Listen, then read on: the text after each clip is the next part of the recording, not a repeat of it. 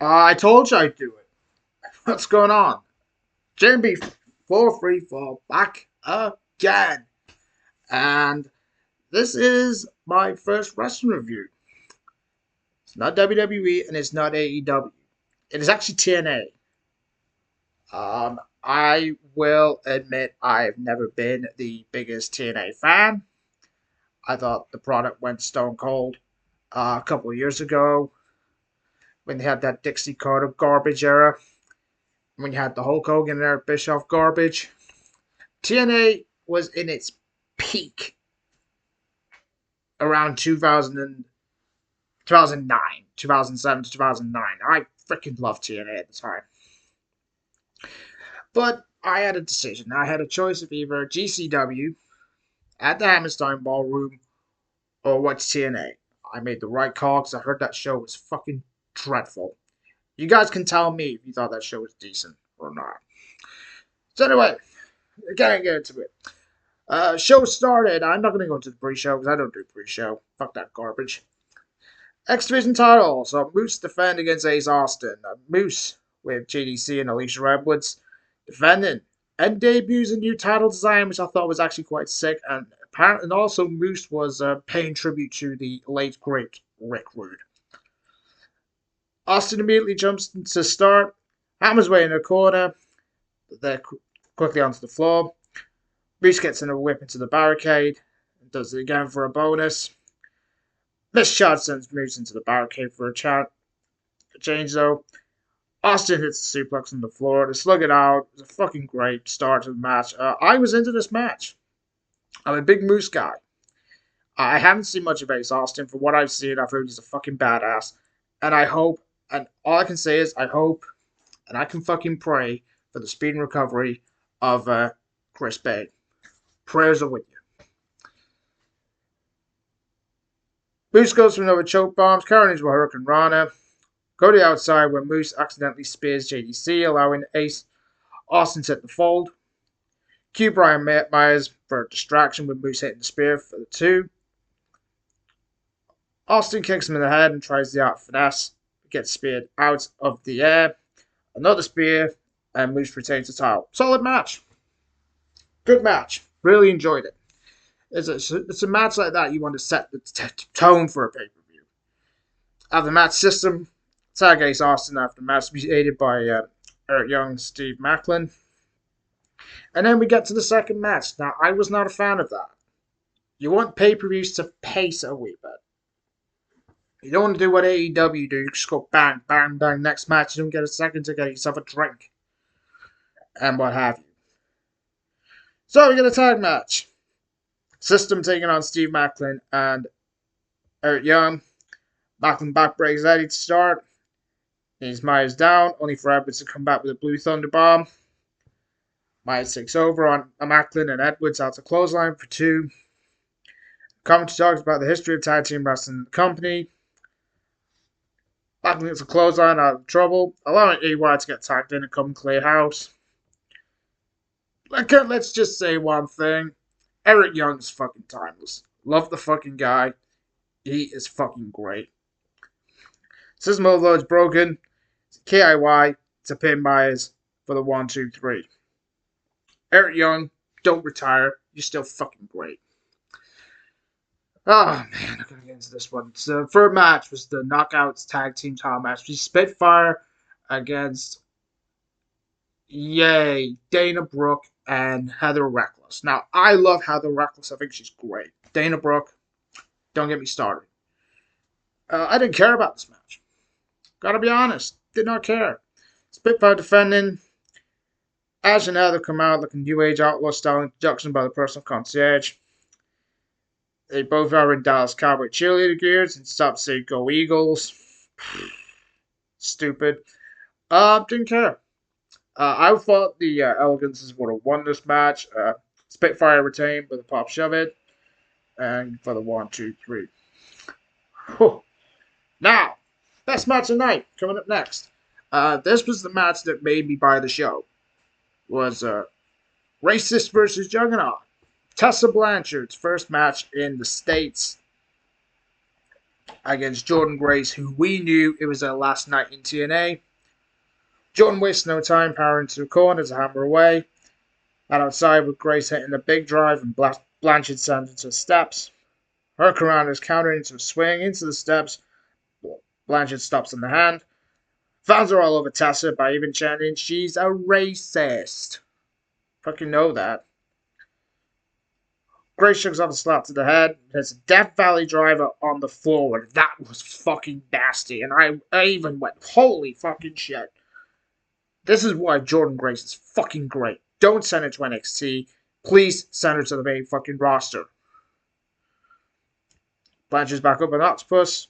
Grace reverses into a reverse fisherman suplex. Cutter drops Grace for 2. She's right back up with a spinning reverse Alabama slam for 2. And Tessa has probably the feud of the year. It looked like a fucking dumbass by ripping off the bottom turnbuckle pad.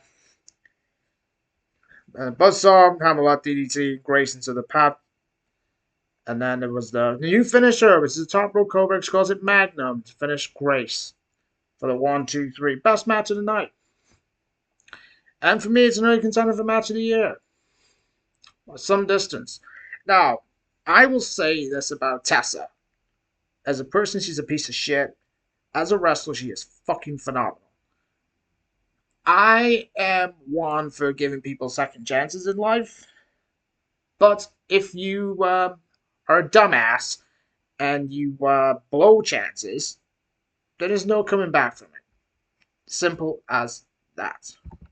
Let's check if we're still going, dude. Yeah, we're still going. Man, we're flying through this. I want to get this done as quick as I can. So I just got Raw done for you all as well. Next up, I Quit match. It's Josh Alexander against Mike Santana. Second best match of the night. This match was fucking phenomenal. With Northern Armory banned from ringside. Alexander goes for the wrestling to start. Santana realizes it's all in his head. She sends Alexander to the floor with a big flip dive. Takes too long to set up the table. Alexander snaps him overhead belly suplex. Alexander starts going for the leg and rolls Three Amigos to really piss off the crowd. Now, Josh Alexander. This guy's fucking phenomenal. Now, we will get to the ending just in a few moments there. The running crossbody, Alexander has himself for the World's Strongest Slam to the apron. Back in, and Santana uses a good leg for kicks to the face, setting up a cannonball. Death Valley driver hits Alexander. They're both down. Both refuse to fucking quit. They're like fucking absolute fucking morons. Well, in a way, morons as if they were just trying to fucking kill each other, and I fucking loved it.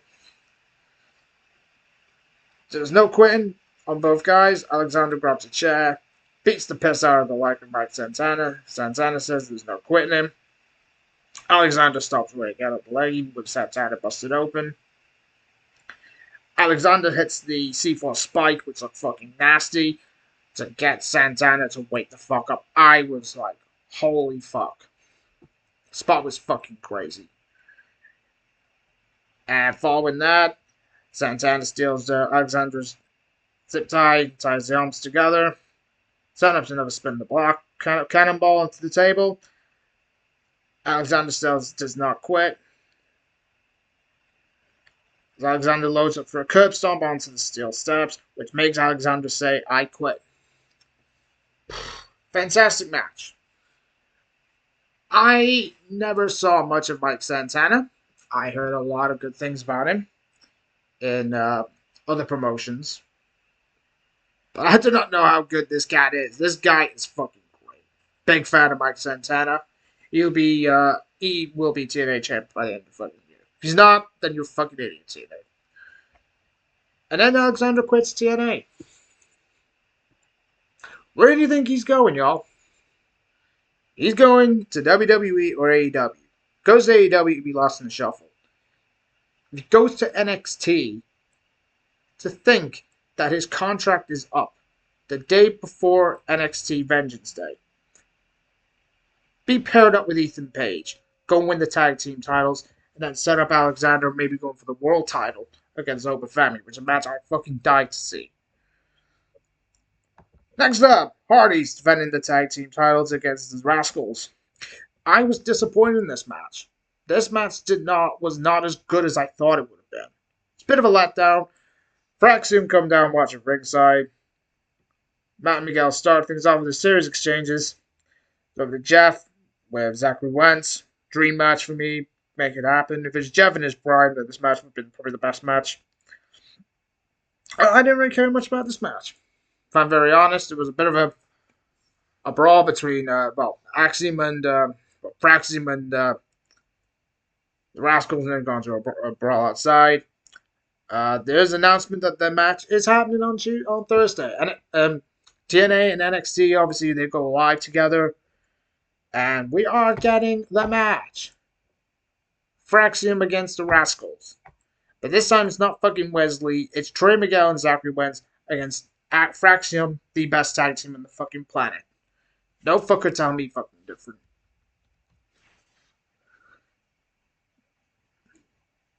Next up, Twisted Fate's broken and it's Cheeky Nando's kick.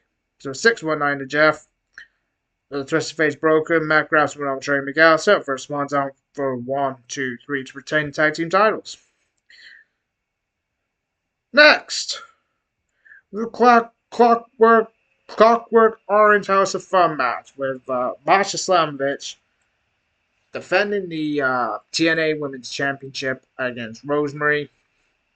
I enjoyed this match. I thought, as I've not seen much of Masha, I did see her match with Jordynne Grace, and I thought the match was fucking fantastic. Very good match, right? I really enjoyed this. Some of it starts away, gets a clean strike, grabs a trash can, gets a staple gun to various parts of Rosemary. Rosemary gets back by getting missed all of the slam bitch. Driver DT on an open chair. Slamovich can see well for a crossbody. Slamovich is running flip dive off the apron. Only hits chairs. It's time to get Janice out. Yeah, shout out Abyss. Fucking legend. Which is right over Marsha's back. Beating takes Slamovich up to a ramp. Rosemary puts out thumbtacks. A spear sends Slamovich into the tacks instead of covering. It's time for Bob Wire board. This match got violent, by the way. WWE needs more matches like this. It takes too long. It's a snowplow to send Rosemary into the wire. Slamovich goes up to a perfect place ladder. She gets shoved down to the table at ringside. That spot was fucking crazy. Rosemary is still fucking great at her age. Don't retire anytime soon, Rosemary. Back in the ring, Rosemary sets up some chairs. Let's get pile driven from the middle rope on said chairs to retain the title.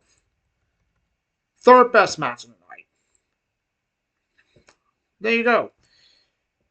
Well, I'd say 4. You got the opening match. You had Tessa and Jordynne, Alexander and Mike Santana, and also you had the Masha Rosemary match. Great match. Main event: Hendry challenging Nick Nemeth for the TNA World Title. Ryan Nemeth tries to be in the corner of his brother. Santino Morel says he's banned from ringside. Nemeth then comes out a little bit later on. He says he buys a ticket. Ryan Nemeth looks like garbage. Lockup. Hendry shoving him down for an early advantage. Trey rolls for 2. Hendry fires out of an armbar, fires out some uppercuts. Wins a caught with a neck breaker. Crossface keeps Hendry in trouble until he bites up, where Nemeth hits another great dropkick. Nick Nemeth. Bro, you are still fucking fantastic. WWE, you fumbled the fucking ball with Nick Nemeth. I gotta admit, I was shocked when WWE released Dolph Ziggler. Nick Nemeth's doing some of the best work of his career right now. Simple as that. No fucker tells me fucking different. Hendry's fine enough to grab a running cutter and wins the slug out. Then all the way up to send Nemeth flying. A short powerbomb gives Hendry a 2 count. And an AA is just good enough for the momentum rebuilding. Nemeth knocks Hendry off the top rope and some famous for a 2 count, leaving them both down. Cue Kazarian with the Collier Shot trophy, till saved by John Bradshaw Layfield. taking out Brian Nemeth and Kazarian and leaving. Then it's just one-on-one. Hendry gets a standing ovation with a 2 count. Led to a great super kick by Nemeth, falling into the danger zone with a 2 count. Crowd was all going berserk at this point. Back up. Hendry hits another standing ovation. After a fallaway slam, the 1, 2, 3 wins the TNA title. Now, all y'all are going to think I'm going to be a moaning Barry. I think TNA replicated the whole thing with Joe Hendry with Cody. When Cody won the title at WrestleMania 40, when we all thought Cody should have won the title at Mania 39, but that was a year build-up. TNA did it in 4 months. But I'm happy for Joe Hendry. It was about time. We all know Joe Hendry's going to be in the Royal Rumble. I would not mind Nick Nemeth being in the Royal Rumble too. Nick Nemeth's still fucking great. Pay-per-view 8 out of 10. 8 out of 10 show for me. I was very disappointed in the tag team title match with the Rascals and the Hardys. I was geared up for the match, but I don't think it was as good as I thought it would have been, if I'm completely honest. I thought the opening match was fire. Tag match, Macklin and EY against System. Didn't really care. Same as Spitfire against the Elegances. Best match tonight was Jordynne and Tessa. Second best for me was the I Quit match. Third best for me was Moose and Ace Austin. Fourth was the women's title match. So that's my first review. Hopefully first of many. I am going to start giving TNA a watch again because TNA has every possibilities of being great again. But they were such dumbasses and they got rid of Scott D'Amore this time last year. Crazy. Scott D'Amore was fucking great. Now, if he goes to AEW or WWE, TNA, but TNA is going place now. We got the WWE under the pretty much close to the same umbrella. I think it's good times for TNA. Anyway, hit the like button. Subscribe to the channel. It's free. Anyway, if you want some more wrestling content, you're going to get some. I will be doing Raw. I'll be doing NXT. Hopefully get them up. Hopefully as soon as I can. And then I got to watch AEW. I am thinking about dropping a video on what I think of the Ricky Starks situation. Tony Khan being a fucking bitch. Whole thing about Britt Baker. It's just never a fun day with AEW being completely fucking dumbasses. Anyway, I'm out. Thank you all, and I hope to see you soon. Thanks for watching.